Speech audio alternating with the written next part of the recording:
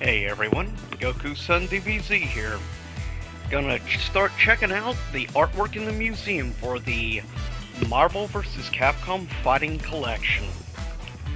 So with that said, let's check it out. Total, there'll probably be about, I would say 3 or 4 videos in total. And then sometime we'll do a rate the music on each game's soundtrack. So with that said, let's get to it. Now, there's nothing on this other than this one piece of artwork, though it is drop dead gorgeous, I might add.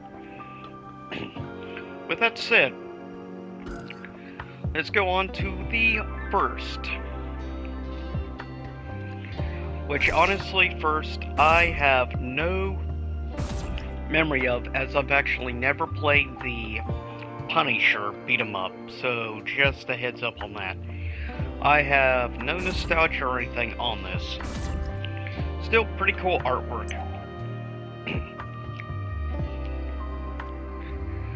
Not bad. That's one thing I'll say.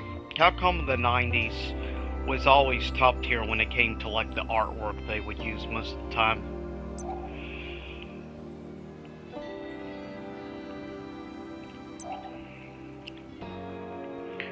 And getting to see a cross of the artwork from the game as well as from the comic.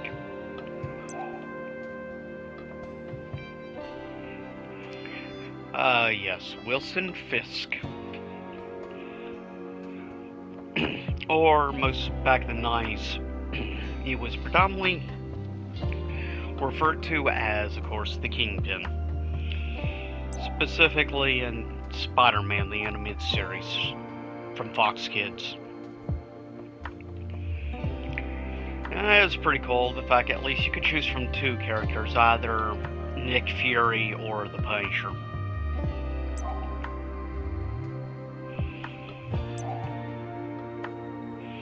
Getting to see the classic artwork from the actual original arcade.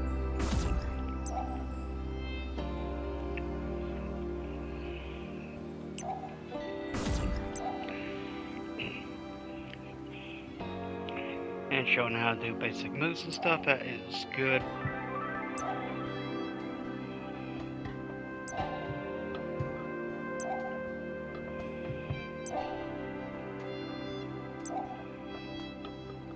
And seeing some of the basic concept for the actual stage is pretty cool. I've always liked stuff like this, where you get to see the actual old school, like, sketch art on everything in the concepts. Seeing what it would begin in early development and then see how it would end up evolving over time.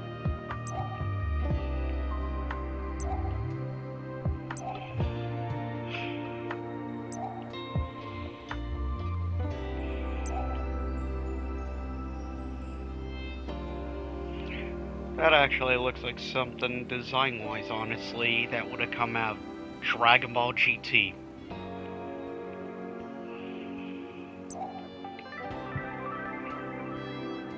Interesting. Now that's pretty much how the Kingpin looked in Spider-Man the animated series, which is pretty cool. Seeing basically he didn't change too much in design throughout the 90s.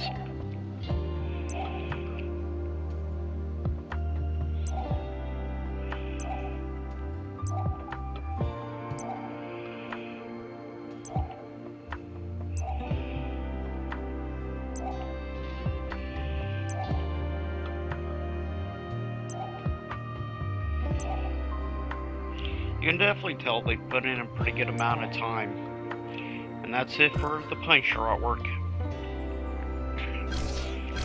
Next up, in this video, we're gonna check out X-Men Children of the Atom. Man, this artwork right here is awesome. This is the cover art, basically, for the original Japanese Saturn release of X-Men Children of the Atom. Now, unfortunately, I never did get my hands on a Japanese copy, I have my hands instead on the overlarge, absurdly huge long box the American release got, Children of the Atom.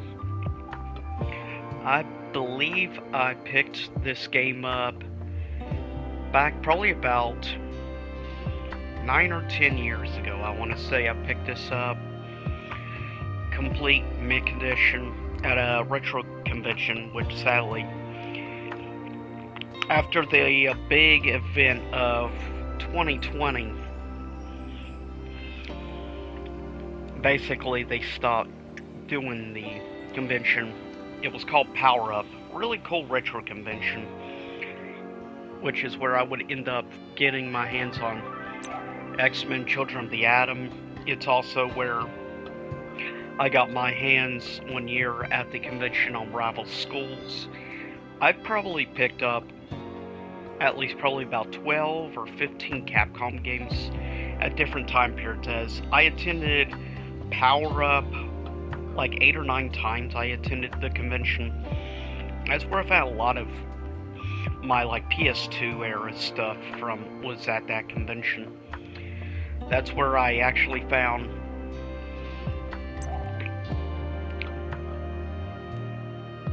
that's actually where I came across and got a hold of Silent Hill 2, Silent Hill 3, Silent Hill 4 The Room, and Silent Hill Origins.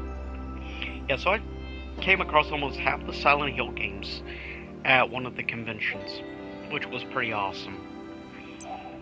Those were immediate pickups, but when I originally picked this game up, complete everything for Saturn, I believe I paid at the time like $40, which is not bad when you consider this game complete, American version complete now. You're looking at anywhere from like $100 to $120 for the game now. It's absurd. It's going for 3 times the price that I paid for it, which is nuts. Sorry not to get too off track, but just want to mention, basically that's how I end up with my Saturn copy for X-Men Children of the Atom. I actually never played the PS1 version of this game, in all honesty, because I never saw it for sale anywhere around here for PS1, weirdly enough. On the other hand, I did see like Capcom vs. SNK on the PS1, as well as X-Men vs. Street Fighter, Marvel Superheroes vs. Street Fighter. Still, it is a good game. I definitely have some nostalgia for this game, though. I didn't actually play it back in the 90s. It was only after I picked it up for Saturn that I really got to experience the game. One thing I will say about this game, the difficulty is absurdly high. Like, it's stupid hard. Compared to most of the Capcom fighters, or rather Marvel fighters, this one I think has the highest difficulty out of all of them. It's still awesome, especially if you can know how to unlock Akuma. Akuma is pretty cool, but overall, it's absurd how overpowered Magneto was in this game, as well as Juggernaut. Just stupid hard. Like, Juggernaut was a pain to fight in this game. Sometime eventually I may do a record playthrough of this now that I can do a good HD. But I will say I will definitely die a lot, that's for sure. It's insane how much harder this game was versus most of the rest of the Marvel games. It's cool getting to see this concept art, basic like movesets from back in the arcade. The arcade we had around here called the Tilt sadly closed down in the mid-2000s, and basically we've been without an arcade ever since. Now, they recently opened a Dave & Buster's for the first time in my area. I haven't gone there yet. I don't know anything about Dave & Buster's. See, I grew up either going to Tilt or the knockoff of the knockoff of Chuck E. Cheese called Billy Bob's Wonderland. Which is maybe why I ended up checking out games like Five Nights at Freddy's, because of stuff like that. But no, I would say, going back, replaying this game, I would say my favorite character to play with in Children of the Atom, my default was usually either probably Wolverine or Cyclops were usually my default characters. Wolverine's speed was good. Of characters I kind of wish I'd put a little more time into playing with is characters like Storm. Eventually I'll get around to that and give more a chance. Yeah, this character. The Nightmare. Juggernaut was OP in Marvel vs. Capcom 2 and everything, but X-Men Children of the Atom, given he was a sub-boss, yeah, he was a nightmare. And don't even get me started on Magneto. I mean, he was a perfect choice for being the final boss, given how OP he is. Silver Samurai. Classic X-Men villain. I'm sure, like most people, of course, I grew up watching the 90s animated series of X-Men like many people out there. Though my personal favorite was always X-Men Evolution, was my personal favorite series. I think that was my favorite version of Rogue, in all honesty, going with a more goth design and look. I thought goth Rogue was cooler.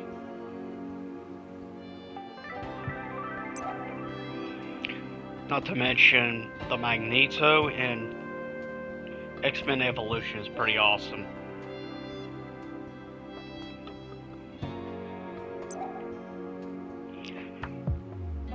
I think design-wise, I think honestly Silver Samurai is probably one of the coolest design X-Men characters in this game, in all honesty. He's, I feel, somewhat underrated in Marvel 3, in my opinion. Sentinel, good lord, Sentinel. He's a nightmare in every game he's been in. Though I learned to start using him more in Marvel 3. I played him on occasion in Marvel 2, but Marvel 3 is when I really started trying to main him.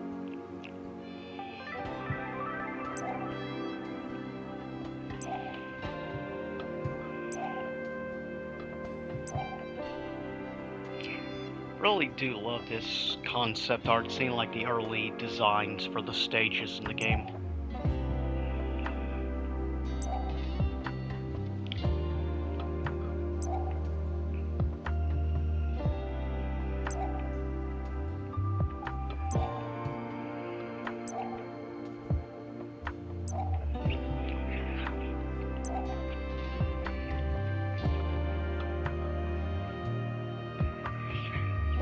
Arguably for me,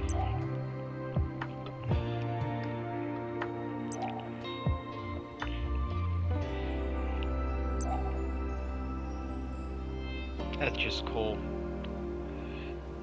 I've always loved checking out just sketch art like this. It's one thing I like about these Capcom collections, they always include a lot of solid, great content. And we'll check out this one and then end video 1. Video 2, I will be checking out X-Men vs. Street Fighter, Marvel Superheroes vs. Street Fighter. And possibly Marvel vs. Capcom 1, and I'll save Marvel vs. Capcom 2 for its own special video. But with that said, let's check out Marvel Superheroes. Now this is the game I actually, between the earlier games, this is the one rather than X-Men that I had the most personal experience with. as I played this game quite a bit on the original PS1, even if it was a downgrade. I didn't get a Saturn until a couple of years after this actually came out. So yeah, though I did eventually pick this up Japanese import on the Saturn, which was a great decision on my part. Speaking of, this is the cover art for the Japanese cover of Marvel superheroes, which is cool. The fact that the main villain of this game was Thanos with the Infinity Gauntlet many, many moons before the MCU even existed. One of the things I love about this. That, and keep in mind, I grew up watching, of course, Spider-Man and X-Men, so needless to say, I have a real love for this, but I also remember watching the original Iron Man animated series from the 90s. A lot of people never watched it. I did, and maybe it's one of the reasons I had a heavy nostalgia for the fact the sub-boss of this game is Dr. Von Doom, which does appear in a couple of crossovers, besides also the brief-lived 90s Fantastic Four animated series. But I think the big thing for me originally getting to this game was mostly Spider-Man, and I would say the first characters I ever played with in this game were probably Spider-Man, Iron Man, and weirdly enough, Mr. Eyeball Dude, because that was the first time I ever seen the character. Because I didn't grow up on Doctor Strange. I was introduced to Doctor Strange through Spider-Man. That's what introduced me to characters and entities like Dormammu and many others. And he would reappear also later on, Spider-Man. But also, I would end up finding a character when I first started discovering my love for edgelord characters was in games like this, and of course I discovered Blackheart, which became my main in this game. So yeah, for me though, Thanos was the big final boss of the game. For me, Doom is what really made it, just his design and everything I love so much. Doom, to this day, remains probably my favorite Marvel villain of all time. And I don't think that will ever change. Doom was just always badass looking. Unlike in the movies, though I will let Rise of the Silver Surfer movie slide just a little. But, yeah. For me, though, the characters I end up going back most fondly of is characters like Blackheart, of ones I've played. I would say him and Iron Man are the big ones for me in this game. If anybody else I know that actually owned or played this game, most people only played usually Wolverine or Captain America. So I was in the minority on going with Blackheart, which is a character I would stay loyal to all the way through Marvel 2.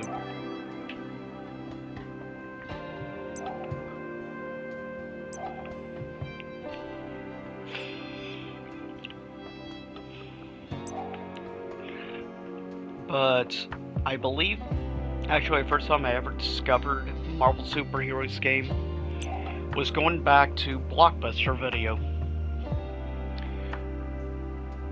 Talking about some of this stuff makes me realize how much time has gone by. It's absurd how long it's been since this game actually released. The fact it's closing in on 30 years is absurd to me.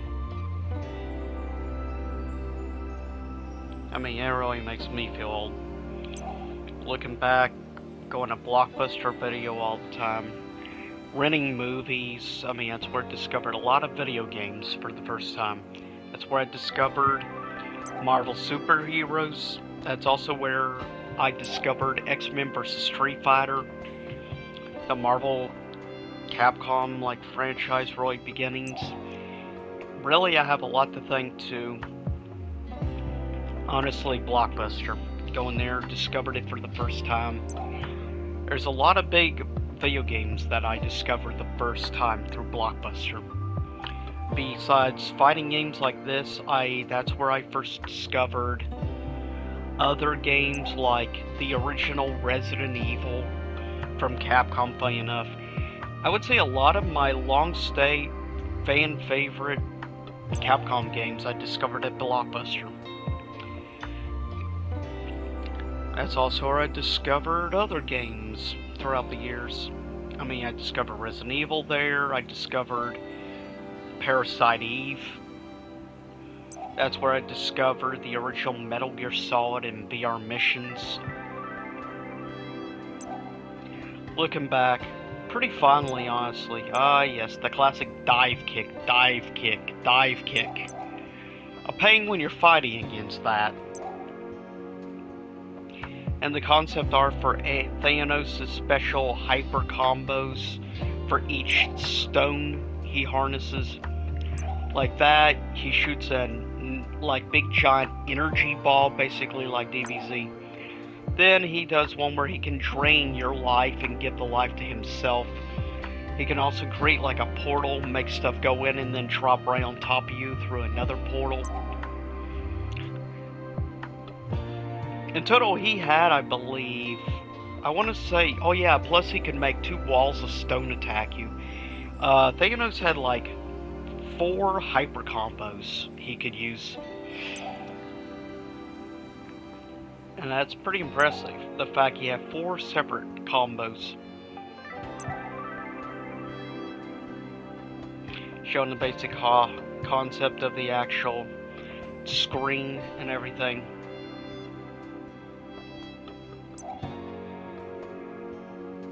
Some of the basic character concept.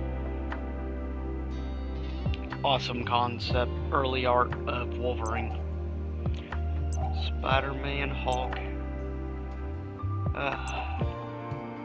Yes, many people's fan favorite character, Psylocke. And there's my guy, Blackheart.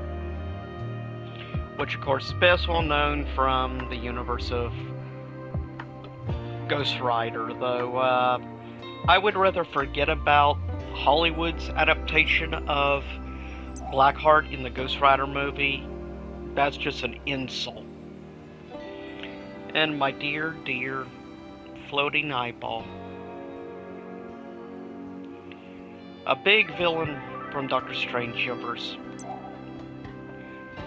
The nightmare that is Juggernaut, Magneto.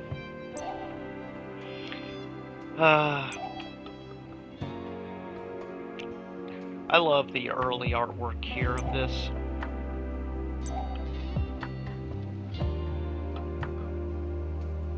That's actually pretty cool artwork of with the mask off. Definitely got the hair down at least.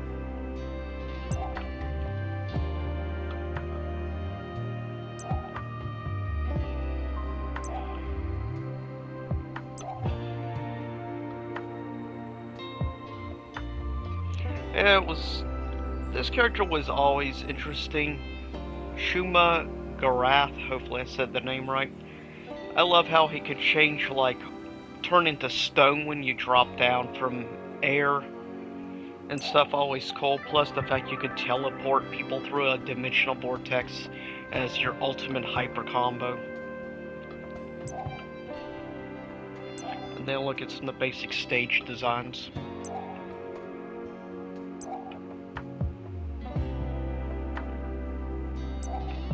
And there's Thanos' stage.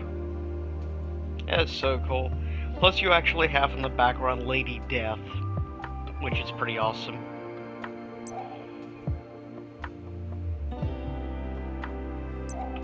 And that's it.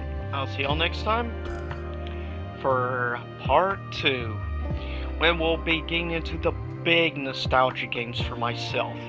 We'll be checking out X-Men vs. Street Fighter, Marvel Superheroes vs. Street Fighter, and Marvel vs. Capcom 1, Clash of Superheroes. boy, I'm actually really looking forward to that, in all honesty, going down nostalgia lane. See you again soon enough.